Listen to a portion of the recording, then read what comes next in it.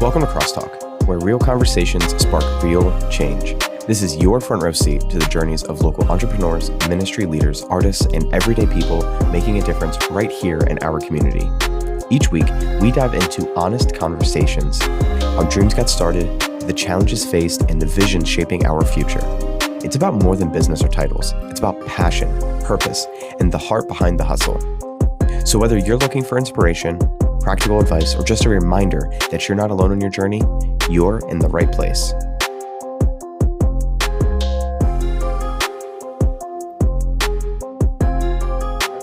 That's live.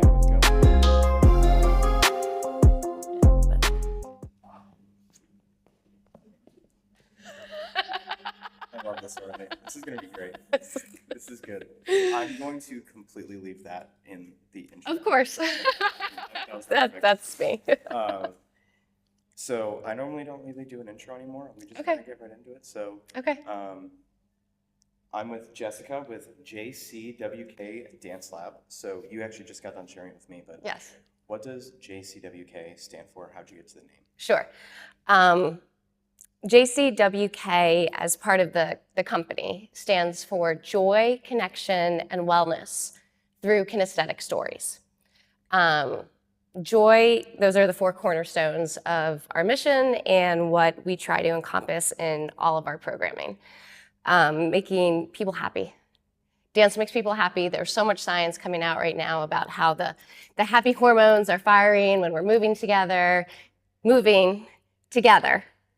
Community allows us to build those happy hormones. And so joy is something that I want people to experience. We are not experiencing enough joy in our world right now.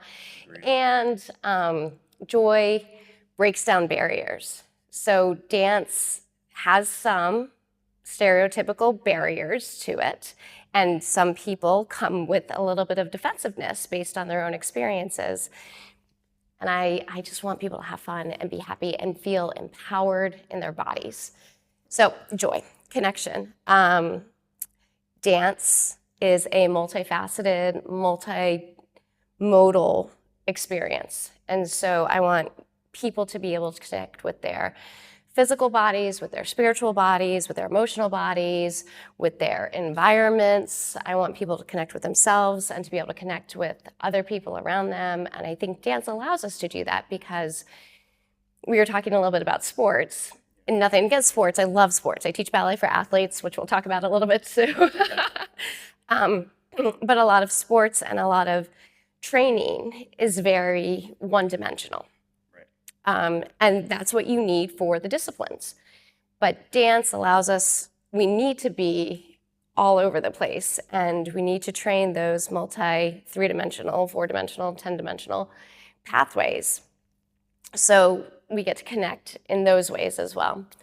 Wellness, W, is, again, physical wellness, mental wellness, spiritual wellness, community wellness, environmental sustainability, not just environmental sustainability, but interpersonal sustainability and personal sustainability. And can we make sure that we're moving and healthy longer and stronger?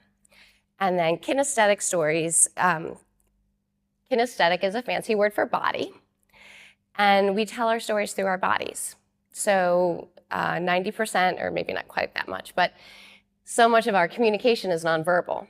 And we read each other, like all these different parts of our brain fire. And so we tell parts of our stories from our frontal lobe, but there are all these different other ways that we're perceiving information and gathering information. And those are parts of our stories too. And our bodies hold our stories. So if we were injured, we've got a limp and that has a story to it. Or if we were taught to sit or behave a certain way, as I'm like, right, that has a story to it. Right. Or if we can't sit still, that has a story to it as well. So JCWK, there's a very intentional thinking to the acronym and the mission. Now, the real backstory of all of that is JCWK are my initials, Jessica Claire Warchal-King. And when I first developed the company in 2016, I wanted to call it the Embodiment Project because I want people to feel empowered in their bodies, because our bodies tell our stories, our bodies are the sites of joy, our bodies are how we experience the world. But in the concert dance world, nobody names their company not after themselves. So I would be doing these performances and I would be doing presentations and be like, who's the Embodiment Project? Like, people would say to me, do you know who this Embodiment Project is? And I'm like, it's me. It's me. Yeah, right. So switched direction a little bit, and a lot of people knew me by my initials. So I followed the trend. You know, you've got the Martha Graham Dance Company, you've got the Mark Morris Dance Group, you've got Alvin Ailey, all of these. It's the trend in the concert dance world to name your company after yourself. So I wanted to let people know who I was and what I was doing, but I want the company and the organization to be beyond me. It's not just about me, it's about this idea of community and being together and facilitating a longer experience for everybody, not just my vision or my artistic longevity. That's awesome. Thank you. How you were able to take, I think, so being in digital marketing, like I always tell people, it's like, there's a way to, you want to follow trends, but you want to make it your own in the same process. So in digital marketing, it's also the same thing. Most businesses and agencies are like named or derivative of a name. Mine is not at all. Mine is Across the Way LLC, John 14.6. And so I'm keeping it with that part of my body, trying to incorporate everything. So I came across that same thing because people were like, what is it, Across the Way LLC? But then for me, it gives me that conversation piece. Right. But I love for you that you were like, you tried something, it wasn't working, so you're like, oh, okay, you followed the trend, but then you found deeper meaning and purpose to, I'm sure, those characteristics, the JCW aspect of it, the joy, community, and the wellness, I'm sure we're already a part of embodiment. Yep. But now you're able to showcase it in a different way, unique way.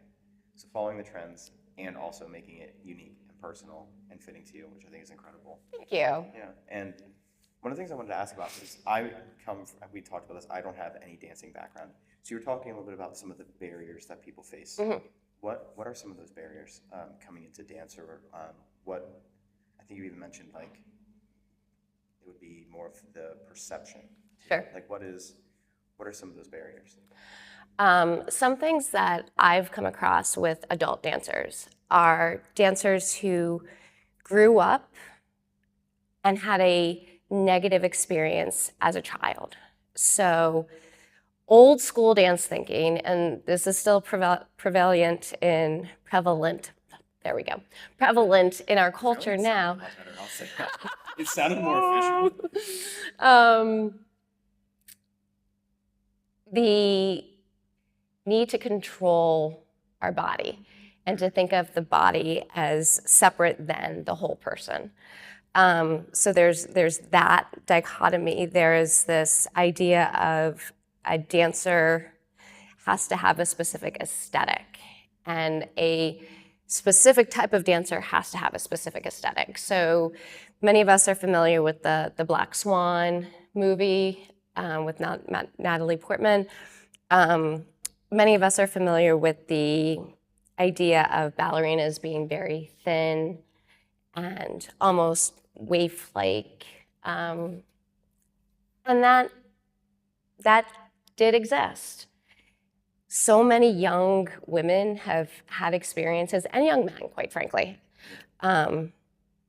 with being told, you're not tall enough, you're not thin enough, you're not strong enough, you're not sucking your belly.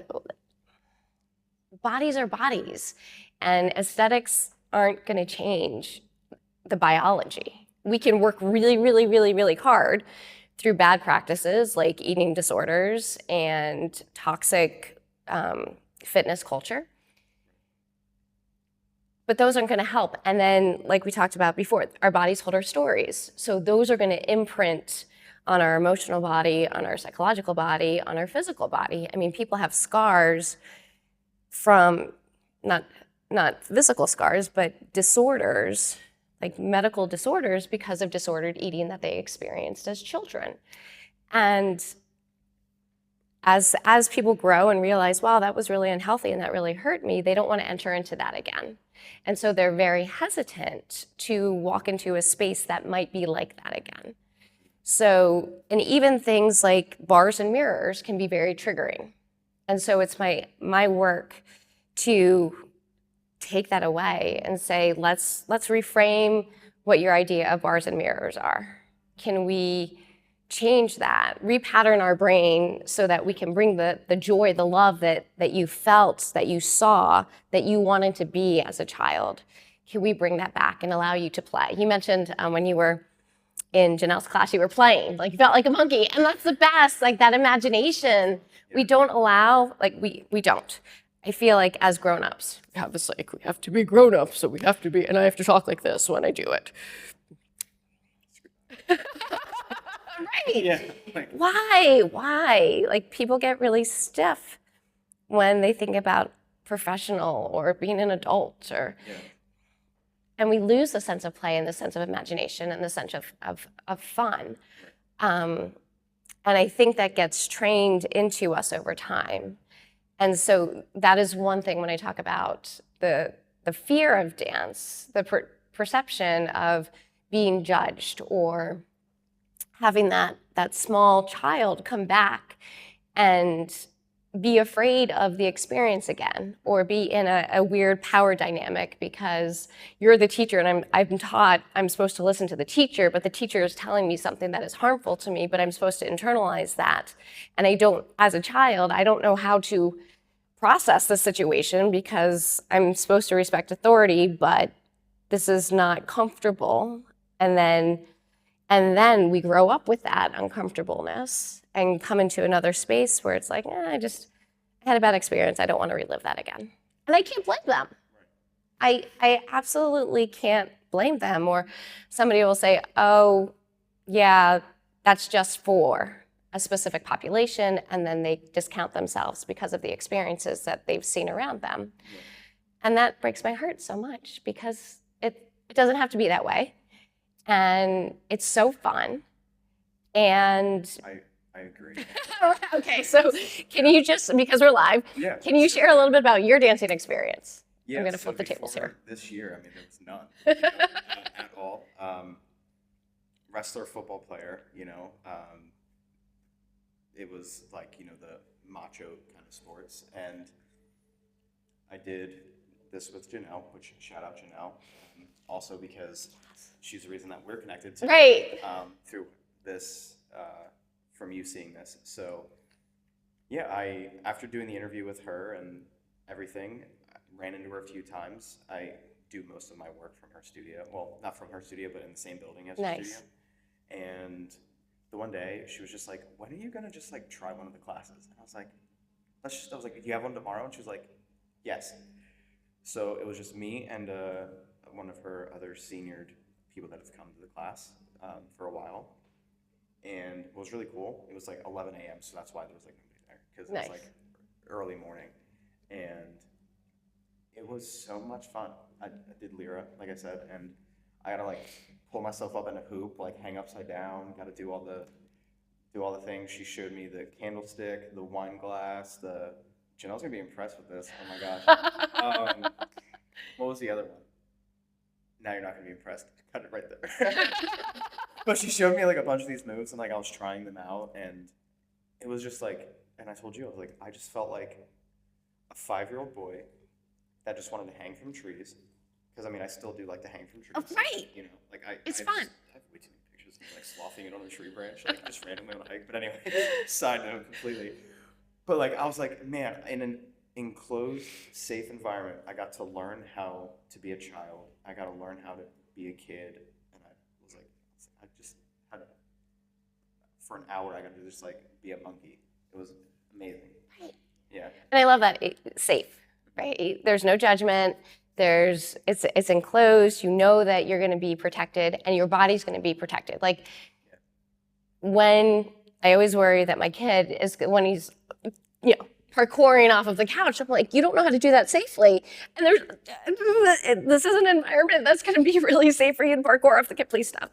But in a dance studio with trained instructors, it is safe. It's set up to you to take the risk, and when you fail safely so that you can take another risk and another risk and another risk and grow from those experiences of failure. I think that's the other thing that a lot of people are scared of, is that failing. I'm not doing it right the first time, but when you're safe and nobody's in this place to judge you because it is enclosed and you're not, hooping in the, well, I don't know, whatever. Maybe you do. Sloth them.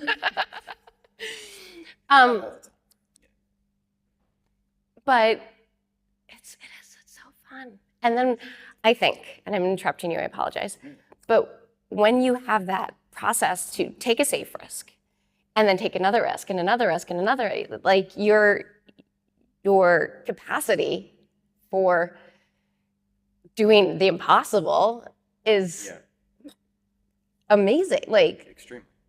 There's nothing you can't do. Yeah. Which is why we should dance. Great segue. Yeah. No, and I'll add on to that too, because like for me, I was always a little bit nervous of like the height aspect. Right.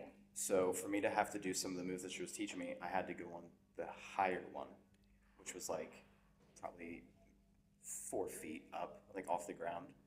And even still, just like being suspended, I was like, oh man, like this is, like for me to hang upside down at 4 feet, I was like, this could end very badly. Right.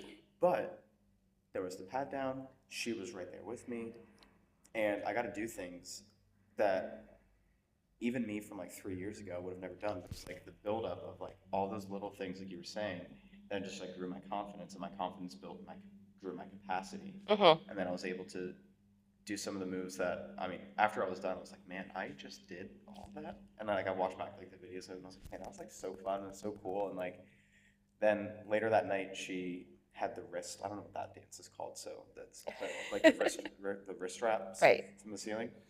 And she was like, oh, you have to see this. And then she just like got up and did the pencil, which is like you just pull yourself up and you hang upside down. And I was like, oh, that looks like fun. So I just put myself in it and I just did it. And that would have been something that I would have never have done. And you just did it. And I just did it because I was like, that just looked like fun. And I was like, I already did everything else that day. So it just grew my capacity to be able to like do those things and believe more in myself of like what my body can actually do. And like the fear was just gone. That's amazing. Yeah. Go check out Janelle. Yeah. Go check out JCWK too. So I would have to make the assumption that if you're going to be teaching about dance, that this is something that's run in your life for a while. You've had a passion for it. When did that passion for you start? I'll tell you a couple different stories. The first one is my mom put me in tights when I was 3, and that was it. Okay. I'm still wearing tights. That was a very long time ago. The second story that I love to tell is when I was 10, a couple things happened. I got my first pair of pointe shoes. That was the age when we as the group of dancers that I was with at the time, started to have to make decisions.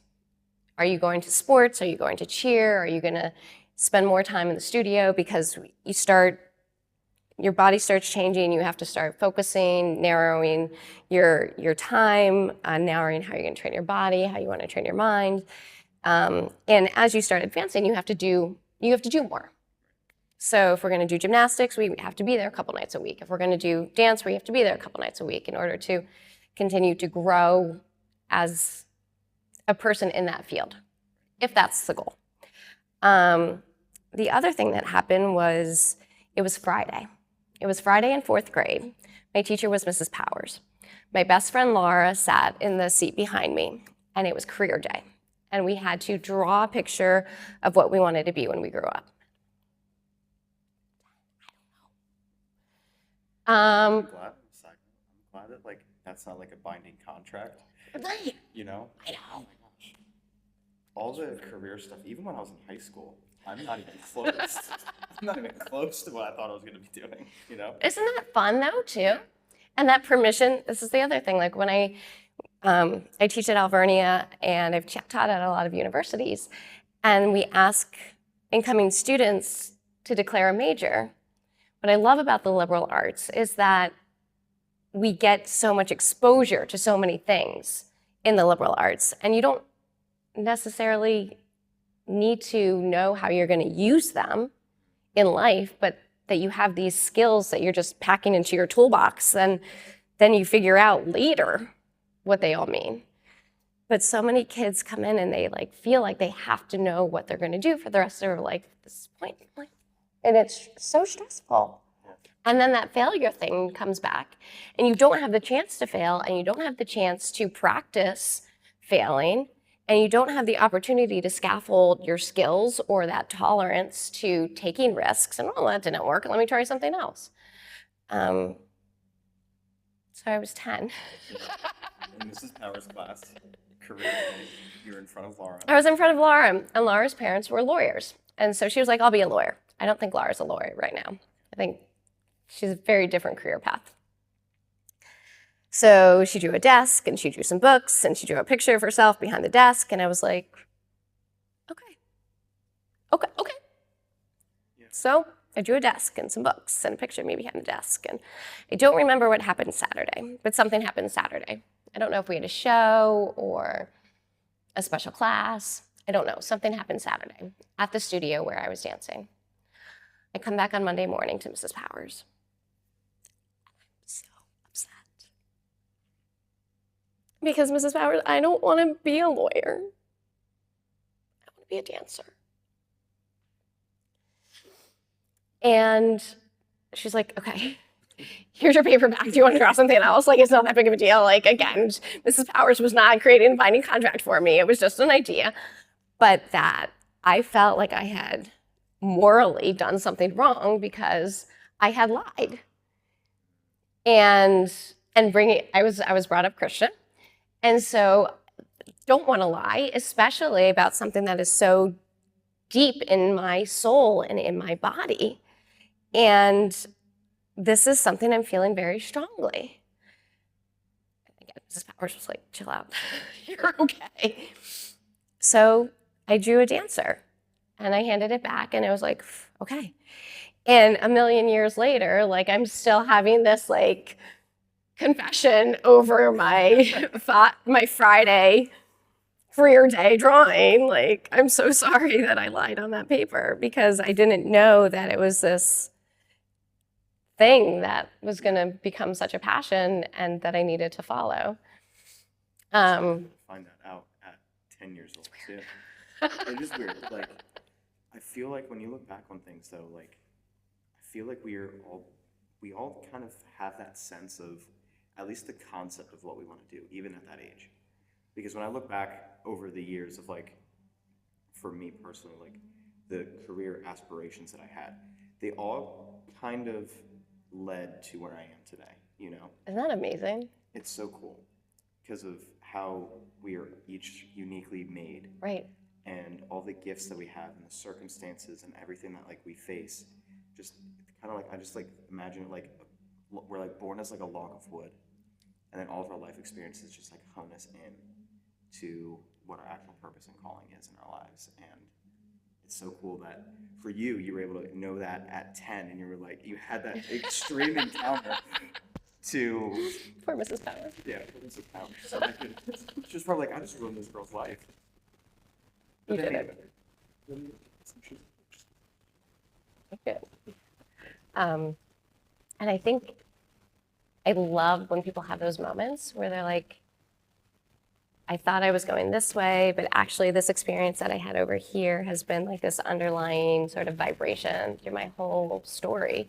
And these pathways just sort of clarified and helped strengthen whatever this sort of theme was. And you're absolutely right, how unique we are as individuals and how we're made, and the pathway that we're supposed to find so that we can bring all these different aspects and elements and people together. Yay! So that was 2 stories. You said you had 3. Is there another one that came to passion? So It's like 3.5. The first time I was told I could do this, because again, at 10, female bodies start changing, male bodies start changing. If you're going into a specific aesthetic, if your body doesn't look like that, your body isn't going to look like that. And when I was growing up, a lot of studios were sending people to summer programs. And if you got into a summer program at a certain point, then that was a stepping point for another company and another company. And a lot of ballet is known as a sort of a thing for younger people to do, not so much anymore. Like, shout out to Misty Copeland, who just retired, and she's in her 40s. And I think she could probably keep dancing. And Gillian Anderson, who is, again, an older dancer, but not an older person. She's another ballerina. So, and I'm just talking specifically ballet because that was where I was as a young person. But if you weren't 16, 17, 18 and on the way to be in a professional company, then okay, like, what's your next step? Like, plan something else. And so I was 16, and Pennsylvania had this wonderful program that was funded by the government. They were called the Pennsylvania Governor Schools. And there was one for engineering and one for science, and they had one for the arts, and I was accepted to the one for the arts. 5-week summer program, immersion, amazing. Pennsylvania, get it back, please. And I was told there that I could make a career out of dance by one of the faculty. You can do this. It's not going to be easy. You're going to have to piece a lot of stuff together. And when I was growing up, and I think even now, people don't realize that that's just life. You're going to piece things together, whether it's how you're making money, or how you're being a member of your community, or how you're being educated, or like, it's not one thing. So having been told at 16 that this is dance, art, bringing people joy, being engaged, physically, emotionally, intellectually, creatively, spiritually, is possible. I was like, yes, all right, thank you. Now, at that point, was that you thinking it was going to be you dancing at your career? Like, is that more like the performer side of it? Is that the route you were thinking, or did you think of the other aspects of being able to teach or something like that? Like, you had that moment as a faculty member. Well, I think, yes, all of it. So dance, I think, is this just huge umbrella. And when I think about when people say, oh, you can't dance, I'm like, but we're dancing all the time. Like, don't say you're not a dancer when I saw you on the floor, like, on that video on Instagram at your cousin's wedding. Like, that's dancing. Right. Just because you gave it a label and it's not ballet or it's not hip hop. Like, okay, now we're getting into specific genres underneath the umbrella of dance. But yes, there's teaching, there's choreographing, there's writing about dance, there's talking about dance on podcasts, there is performing. And I've been able to do all of those things. I think being in front of an audience allows me to be a conduit and speak for people who either haven't found their voice yet or are scared of their voice. And I hope through seeing me on stage or seeing me perform, they find an empowerment inside of themselves. And there's something called kinesthetic empathy. And it involves the mirror neurons in your brain. So like when you see somebody crying on TV and then you cry because you're having this physicalized emotional response, like, the thing didn't happen to you, Right. but you have this physical empathy for the experience that you're seeing. That also happens when we're watching dance. So if you've ever watched dance and you start moving as you're like, it's not necessarily to the music, but you're swaying with the dancer, your body is having this empathetic response to what you're seeing. So I love when, as a performer, we as performers can have an experience to share with somebody else where they can say, I saw myself in your story, or I feel better because you understood me in this way that I don't have the language for, because your movement said this thing that I felt as well. It's hard to describe with words. That's why it's kinesthetic. Our bodies hold our stories. No, right. But it makes sense though. Yeah, Thank you. like my daughter, she's 5. She took dance classes here. She had a recital at the RAC Center. Miller Center for the Arts. Yeah, Yes. it's the Miller Center for the Arts, and it wasn't just like the little kids that went on stage. It was like all ages. I think even some of the teachers were like, Nice. and I was just like sitting there with my mom, watching everybody dance, and like I was feeling the emotion of like watching these short little stories being portrayed, and that was like my first time. I was like, wow, like this is Yes. yeah, like I felt that. Yes. When you were explaining that, I was like, I was in that spot, and I was like, yeah, that's exactly what I felt like. There was some like the swaying with the with the music and stuff too, but it was more like watching it like for the ones that did more of the emotional stuff of dance, or like just being able to feel the energy and the emotion from the performer on stage, and the hurt that they must have gone through to be able to express themselves in that way to share their story. It was like you could just feel that and sense it. It was amazing. I know, right? That's why live performance is so important. And I hate it when people are like, I don't get it. I'm like, get out of your brain and get in your body, because you don't have to like know what's happening on stage to really just like, you feel it. Yay, thank you for getting it. I mean, that was, if it wasn't for the conversation, I don't know if I would ever like piece that together at all too, which is, it's really cool. And I think also like, even the people that say like, oh, I can't dance, like, and they're putting that label on, like everybody, if they're listening to the right music, their body starts moving, you know? And I think it's so important to understand that it doesn't matter what the background is, like, we all have some sort of dance built into us. Your heart beats. You have rhythm. Yeah. Your circulatory system is pumping. And this is movement. Yeah. And this becomes a dance. Yeah. I mean, your esophagus, what is this? Peristalsis? Like, your body is constantly moving and grooving and in rhythm. Like, it's not random. There's a very specific beat that we all have. Yeah. We all are constantly dancing. Yeah. Being a Christian, one of the things that I've always had questions about is American church might have this like the Sunday best style of church, and getting into more charismatic churches, and like where it is completely acceptable for people, if they want to express their worship to God in dance, they have a space for that. And like at first it was like really weird, growing up I was Lutheran, and I was like, no, that's not how we do it. Right. But then you can read the Bible and see anything. Like dance was such a huge part of a lot of ancient cultures.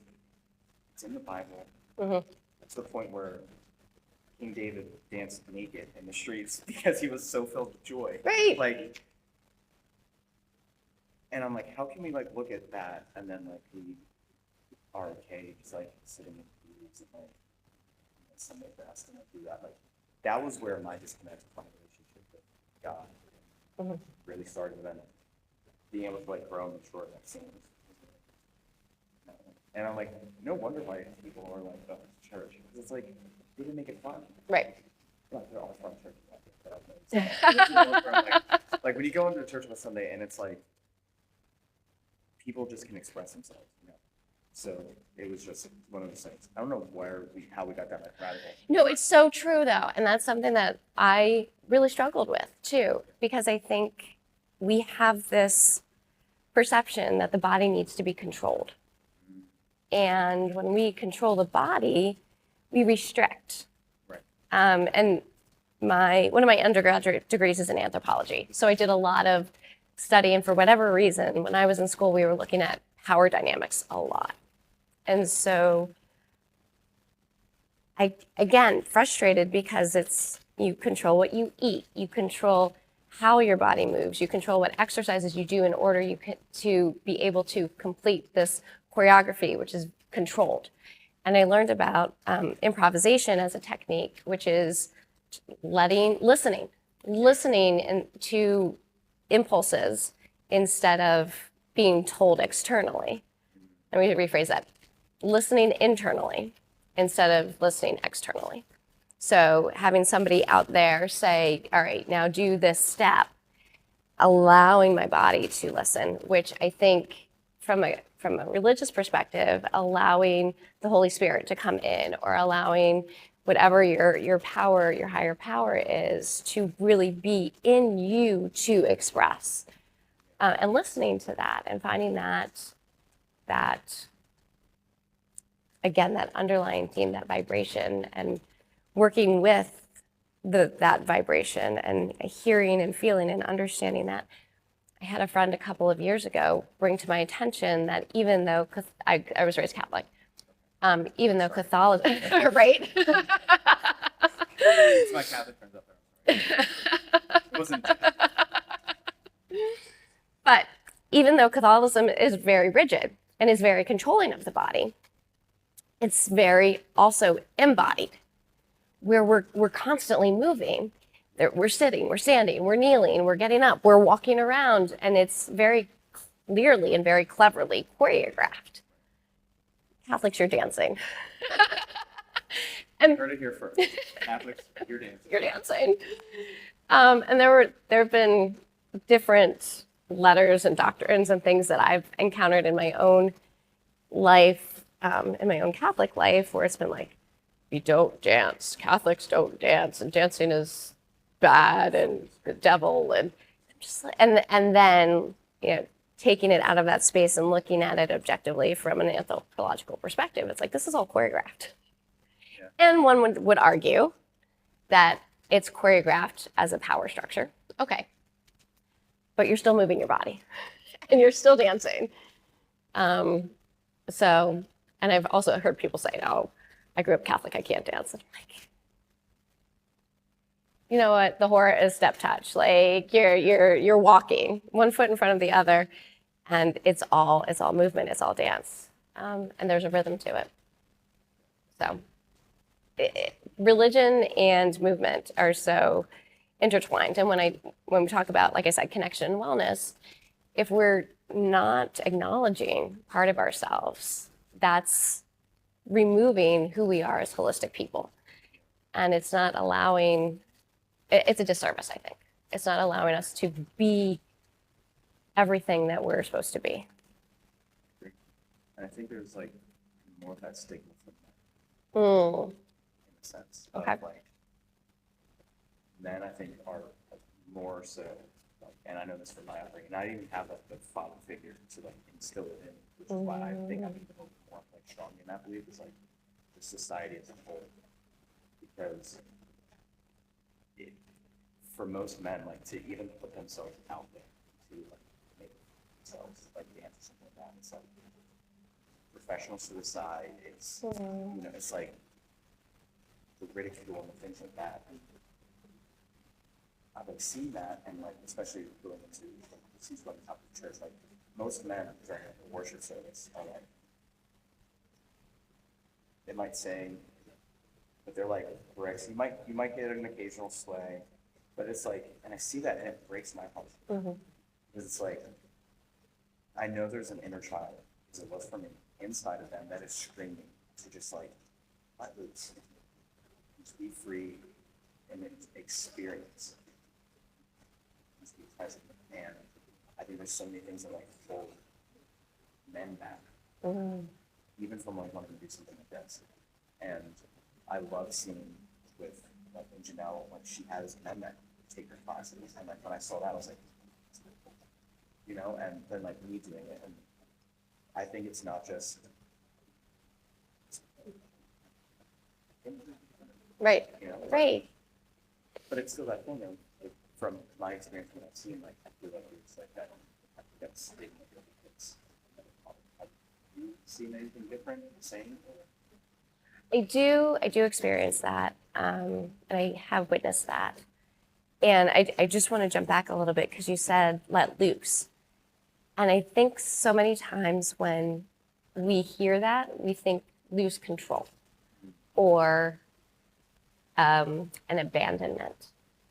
And there's a way in which joy becomes that freedom to let loose or experiencing an ecstatic emotion that is purely organic and not from, again, an external substance or an external thing. Some people think that they need something else in order to let loose or something to give them permission to be who they are fully, when we just need to let go of some of those restrictions that society has put on us and that we've consumed intentionally or unintentionally. But to speak to the idea of what some men have experienced and what I've witnessed, I do think that men are generally more afraid to make mistakes in a dance class, from what I've seen, again. And we live in a digital world, so we have cancel culture, and people are afraid that things are going to be put online and then they're going to be ridiculed immediately. And we don't have this opportunity to take those risks and to make those mistakes and to find the silliness in what comes out of rolling around or falling, because when we fall, there's something else that happens. And that ripple effect could be negative, but it could also lead to something else. I mean, how many inventions have we heard about that were supposed to be one thing, but they became this other thing, and this other thing became more popular? And the first thing that comes to mind was like rubber. Wasn't rubber supposed to be something else, or they were trying to make something else?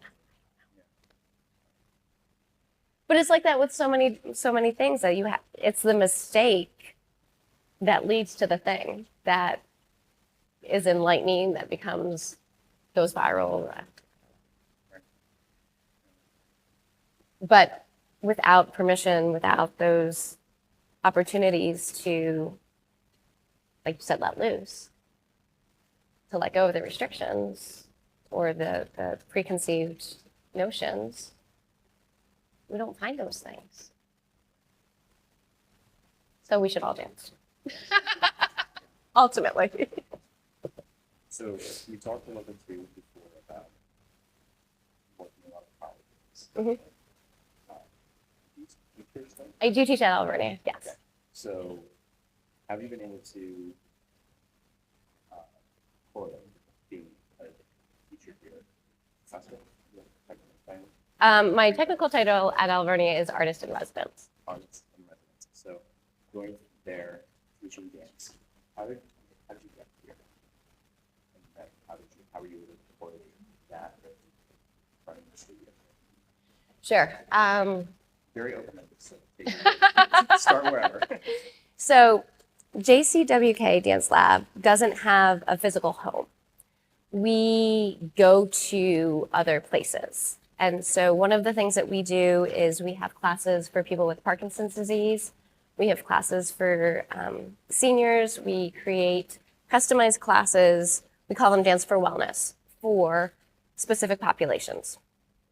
And this is one way that we break down barriers. I want to try something, I don't know how to try something. Sometimes coming into the studio is the first barrier. And so when we go to them, it makes the transition a little bit easier. When I was teaching at a rehab hospital, people are already used to going to the rehab hospital. So it's just, now I just go for another thing that I'm going to do at this place that I'm used to going to. Your question was about the college. So I like teaching adults. specifically because there are so many opportunities that cater to a younger population, I want the rest of the experience. I want to facilitate the rest of the experience. So having so many, like I said, so many young people come to me and say, I thought when I graduated high school I was done. And giving them that opportunity to continue finding their whole self, in addition to finding their professional self, or being able to go through a nursing program and have this opportunity to express themselves in a very different way, to connect, to be able to connect academically, but then also connect on this emotional, physical level. And then because I'm a nerd, I'm a big nerd, between my and my experience and my all the physical studying that I've done, I love bridging that gap and being able to say to my students who might be in a doctorate of physical therapy program, well, when you roll your shoulders back, I don't want you to just think about your shoulder. I want you to move from your scapula, and we're going to get into that trapezius. And they're going, Jessica, thank you for telling me what I'm doing, but I just took a test on this and I don't want to talk about this anymore. And I'm like, but if I cue you and I say roll from your shoulder, it's a very specific part of your body. But if I say roll from your scapula, you move a different way. Just try it. So yeah, so your scapula is this plate on your back, right? So move your scapula, now just move your arm. They're two different things. Right. So being able to, one, bridge for my students to be able to say, this is how, when we talk about the body moves. The brain perceives what we hear and then translates that. But we have to be very specific about the way that we talk so that we are training the body properly. So if my physical therapy student wants to help her patient, she needs to be able to speak, not just in her physical therapy speak in the way that she's learning that way, but how she sees and experiences the person's body moving. I mean, that's like super impactful, empowering too, to be able to really break down, because you're right, like, and I can't attest this from dancing purposes, but like, for some people, the shoulder, like moving the shoulder, might encompass everything. Right. Some people, it's just like, just moving the specific joint itself. Right. So being able to be more specific really helps add that attention to detail. It's so important. I love the fact that you put it because I'm learning so much about the science behind the body and dancing. So much. Which I would have never known otherwise. That stuff also fascinates me because of my wrestling background. Right. I would say, probably, I think it would be, out of all the sports that are like sanctioned moving, it is probably the most that's multi-dimensional, because there's a lot of movements where you're not just shooting, you're not just going this direction, you got to go like this direction. You're using all of your body in one motion. And the transverse movements, and right. Yeah. So doing that, and then also understanding, like for me, my big thing was understanding the psychology. So it's like wrestling. If I do this, you're going to do this, and then because you do that, now I can do this. And it's using psychology, but also like regular body mechanics. Like there's like little things that you can do that like can make your opponent, even if they're stronger than you, they're not stronger than you. Right. You just use proper body mechanics. And it's so like understanding that was like always something, because I was coaching wrestling. I'm not currently right now per se, but that was one of the things I would always like try to teach the kids. There's not just, we don't just do a move to do it, but we have, there's extra meanings behind it. And when they can walk through it and then they understand it, like, oh, it makes sense. And then for me, I like to think that then they have to forget that part. I don't know if that's true or not, but for me, that's how it connected for me. And I was like, when I was actually looking at something, like, oh, that makes sense. So I try to so I love that that's like the teaching approach. Thank you. I think the more that we learn about our bodies, the more we learn about ourselves. And the more we learn about ourselves, the more we have the capacity to know this might be about somebody else too. And we have that opportunity to take what we learn and empathize with our world. And I just want, like, going back to what you were saying about wrestling and seeing and that proprioception and being able to negotiate. Again, that's the mirror neurons firing and being able to anticipate and respond, which is so what we need to do in life, not just on the mat or in the studio or on the dance floor. It's like, that's a life skill. It's not just a wrestling skill or a dance skill. It's something that applies so much more. Yay! But I just want to jump back. Dance Lab, that's why we call it. That's why it's the lab. It's because it is very heavily based in science and trying things out and taking that risk and using that sort of scientific method as a creative process. Like, what is the hypothesis? I don't know. Well, let's try it out. Is it going to work? Maybe it does, maybe it doesn't. And if it doesn't, we go back around and we try it again. And if it does work, let's do it again and see if that was real or not. And talking about neurons and the body and the physiology, and it's all part of who we are. And I want to bring that into allowing people to understand that we're whole people. And it's very easy to compartmentalize, and we do that. And sometimes that's a safety mechanism. But it's another barrier that we have to get beyond in order to be like, yes, I'm allowed. I'm allowed to be a whole person. I get to do all these things. And then allows, again, that vibration that we were talking about to really fully dance. I love how everything that you share is kind of like fits. Thank you. And I can see, of course, your passion and the purpose behind what you do.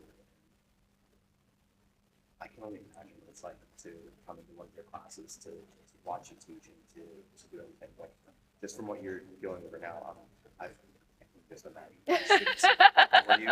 They might like the embarrassed kid when they're like, if you're going to, as you would say, nerdy. We get it. Like, I can. Right. Oh, yeah. I get that a lot. Yes, we get it. You know, that's every environment. She's doing that again. But I think it's from what it sounds like. You allow for open space for creativity to come, for anybody to come and feel something. But then also to, no matter where they're at, to be able to learn, grow, and that kind of ability. Kinesthetic stories. Yeah. And it's all right. It's all there. Yeah, it's all there. Thanks for getting it. Yeah. So when it's all said and done, what do you want the legacy of JCWK itself? Whew.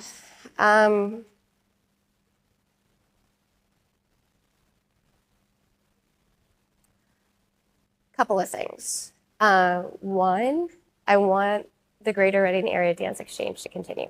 So the GRADE is an outreach program. It's part of the C, the connection of the mission. And that is, so it started out as a show on BCTV, and in March it's going to be a live festival. I know, it's so cool. So we're taking it from the digital and we're bringing it in so everybody can have that kinesthetic experience where they can have those mirror neurons firing and get excited, but also so that people can see that dance continues when you're a grown-up. And we have stuff here. Berks County is so cool. And I want to bring everybody together in one spot. Audience members, interested people who are wondering about dance. I want kids to come and see, I can do this. I can do this as a grown-up. And so we have, right now there are 10 to 15 organizations that are going to be a part of this 3-day festival. And it's the first one. So hopefully it will continue. The show on BCTV is going to continue, but the festival is happening here at Alvernia, March 13th, 14th, and 15th. And we have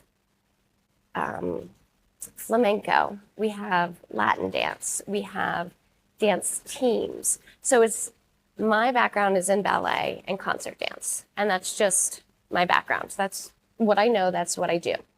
But it's not the only kind of dance. And I want people to know that there's lots of options. Just because you don't do my dance doesn't mean you don't dance.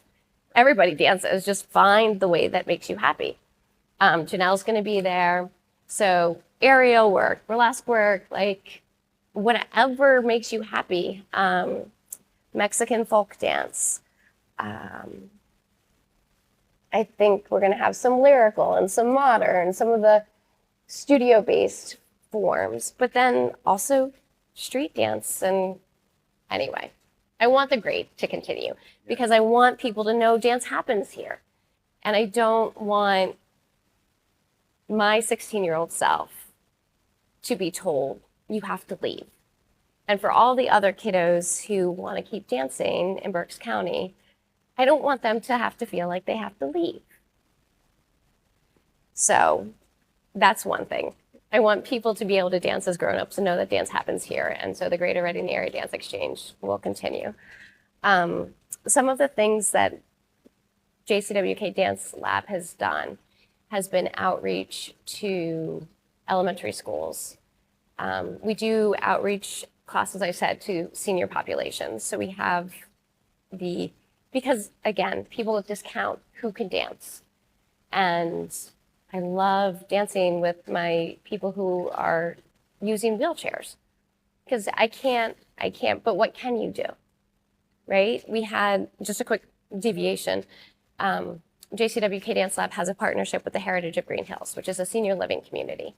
And in 2023, excuse me, they opened their doors to us and said, we have a space that we're not using. Do you want to rehearse here? So every Wednesday night, we have what's called a cultural exchange. So the professional dancers and I go and we hang out with the residents of the Heritage, and we rehearse, we explore artistry, we have classes, and the residents are there with us. So sometimes they warm up with us. I have a very specific story about Joan that I want to share. So Joan is a resident at the Heritage, and I brought in a painting and I asked the dancers to make movement based on the painting. And so there was some full body stuff, there was some arm stuff, and Joan has a walker. And she was sitting down and watching us, and she said, Jessica, come here. What's up? I can't do that. You don't have to do that, Joan. What do you see? Because she'll give me different ideas. She's given me costume colors. We've said, like, do you like A or do you like B? And she'll be like, go with A. So she helps us choreograph. But she made this, okay, so she made this gesture, and she said, I made this. So I can do this. Joan, you're dancing. So here, do this, make an L. Yep, and then put your thumbs together and put your pinky on, yep, and then put your pointer finger on your knuckle. Yep, that's Joan's gesture. There you go, Joan. But we took this and we modified it and expanded it, and we took Joan to New York City with us. She didn't physically go, but her movement went and her ideas went. And so she was dancing with us. She's like, no, I didn't go. I was like, actually, yeah, you did. You want the pictures? That's you. You made that. And so we do that for seniors. And I would love to be able to take some dance into elementary schools and bring that multidimensional component of the brain-body connection into different programs that are different from all of the studios that we have, because the studios are amazing and they have value and they do the work that they do. dance can be different than that as well. And so I just want to provide that opportunity for people to see that this is the buffet and it can be so much. And we have so much to learn and to start cultivating that opportunity to take risks and fail safely so that we can scaffold that opportunity where all of a sudden they're just hanging upside down. But you did. So cool. Great story. Thank you. So long-term, developing more opportunities for people to dance in Berks County. Thank you. Yeah, and uplifting people like Janelle, like the Heritage Hotties are going to be at the grade. The Heritage Hotties are one, they're the Heritage's dance team. They're very cool, yes. But we have the Ice Angels, and I interviewed them on the grade, and there are so many opportunities to perform. Culture Shock is another organization that has Polynesian dance classes for adults and a Polynesian dance group. There's a lot in Berks County, and I want to be able to facilitate the connections between people who want to dance and people who are making that happen. Thank you. So how can people be following along? Sure. And I'm gonna take chocolate.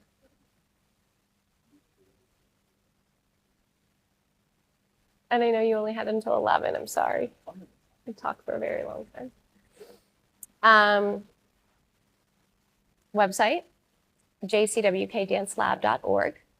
We're on Instagram at JCWK Dance Lab. We're on YouTube, Facebook. I haven't explored TikTok yet. It's a little intimidating.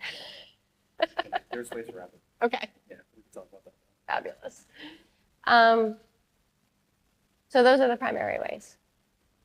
Yep. Email is jessica@jcwkdancelab.org. Firewalls are a thing, though, so Gmail is jcwkdancelab@gmail.com.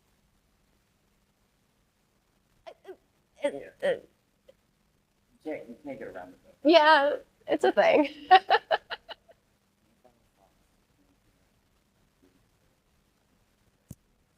I'm sure there are, but thank you so much for taking this time with me and letting me geek out on dance. This was incredible. I really think that you were able to show a face to your story and your mission and vision in such a way that I feel like anyone that's watching who has either been on the fence or maybe never considered a film inspired me. Take a dance class. Yeah. And if it doesn't work out, that's okay. Come talk to me or talk to David. We'll find you one. Yeah. Thank you. I really appreciate getting to know you and getting this time to share and talk about cool things in Berks County. So much to do in Berks County. Yes. That's a wrap. Bye. Bye. Oh, wait. What's the cool one? Oh, let's do Joan. Yes, not a hug. Joan.